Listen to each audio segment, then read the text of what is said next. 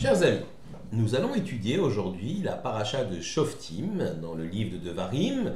Shoftim signifie les juges. Prenons dans ce chapitre 17, le verset 2, paracha de Shoftim, Al pi Torah asher yorucha ve'al mishpat asher yomru. Tu agiras selon les instructions des juges qu'ils te donneront et le jugement qu'ils t'énonceront. Tu ne t'en écarteras pas, tu ne t'écarteras pas de la sentence qu'ils t'indiqueront ni à droite ni à gauche.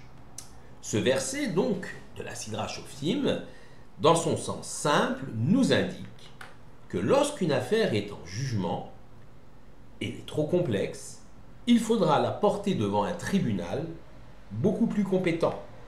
En l'occurrence, à l'époque du temps de Jérusalem, le grand Sanhédrin, qui se trouvait siégé dans l'enceinte même du temple de Jérusalem. Et il faudra, bien évidemment, se conformer à sa décision. Rashi nous explique la chose suivante. Même s'il t'affirme que ce que tu crois être la droite et la gauche, et ce que tu crois être la gauche et la droite, il faut obéir. À plus forte raison, s'ils te disent que la droite est la droite et la gauche est la gauche. Ce qui est intéressant dans le propos de Rashi, c'est que on ne peut pas contester l'avis du grand tribunal, du Sanhédrin ou du tribunal.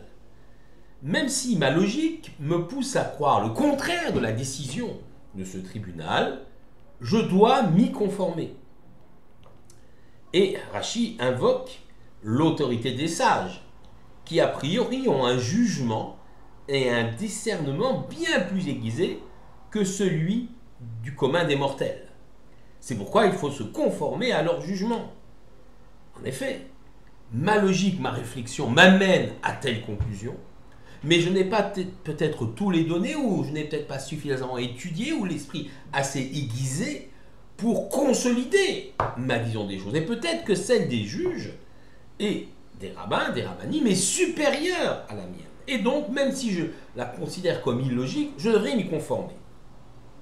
Le verset ne s'applique pas seulement au jugement des sages de l'époque du Temple, mais aussi à celui des sages de toutes les époques, aux rabbinim, qui ont développé la loi orale, le Talmud, la halacha ou la pensée juive.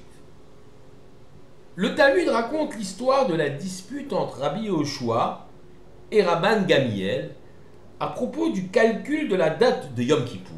En effet, autrefois, le calendrier des fêtes n'était pas fixé et dépendait de la nouvelle lune qui était proclamée au temple de Jérusalem d'après le témoignage de deux personnes.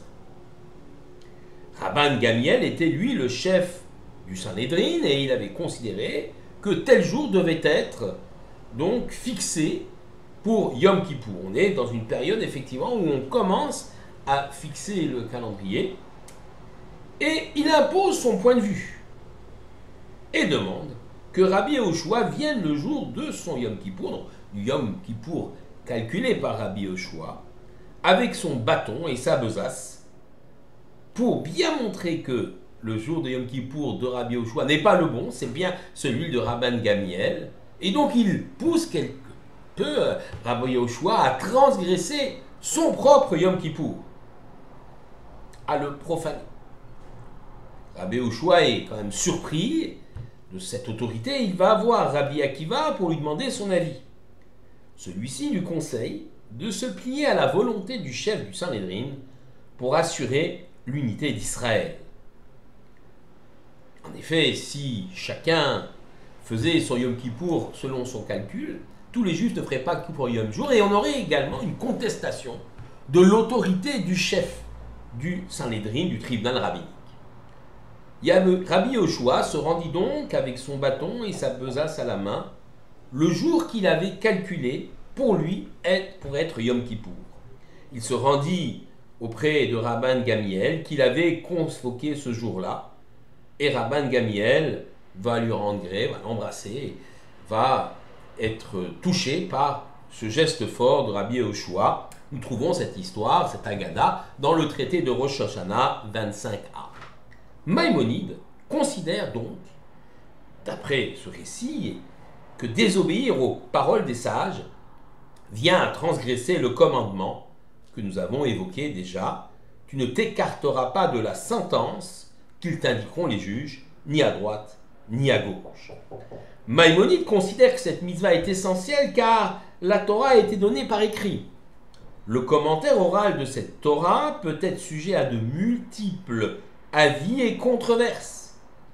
Il y a un pluralisme d'idées et d'avis, des controverses très nombreuses et différents chemins pour la halakha. Au temps du temple de Jérusalem, c'était le Sanhédrin qui faisait référence, qui faisait autorité. Mais celui-ci a disparu. Et ce sont désormais les sages, les grands de la génération, qui assurent cette autorité et donc la cohésion du peuple d'Israël.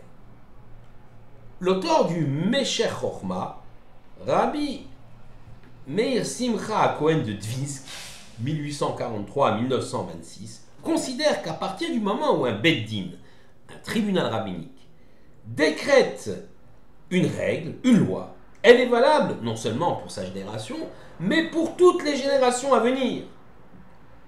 Et celui qui viendrait à transgresser cette règle du tribunal rabbinique, transgresser le commandement de la Torah de Shoftim, de notre Sidrat Shoftim, tu ne t'écarteras pas de la sentence qu'ils t'indiqueront, ni à droite, ni à gauche. En d'autres termes, transgresser une parole des sages nous fait faire donc une transgression vis-à-vis d'une loi des sages, donc rabbinique, mais aussi vis-à-vis d'une loi de la Torah, celle que nous avons ici évoquée. La question se pose donc maintenant du choix des grands de la génération. Qui, en l'absence du Sanhédrin, qui possède l'autorité?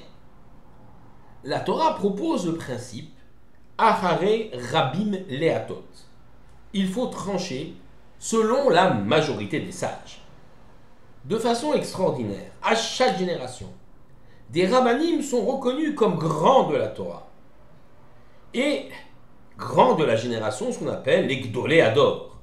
Et ils deviennent une référence en matière de halakha, de loi juive.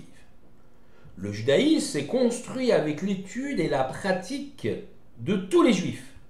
À chaque génération, avec l'aide du Tout-Puissant, des sages ont émergé, se sont distingués et ont conduit notre peuple à travers les obstacles, les persécutions, l'assimilation liée à l'exil.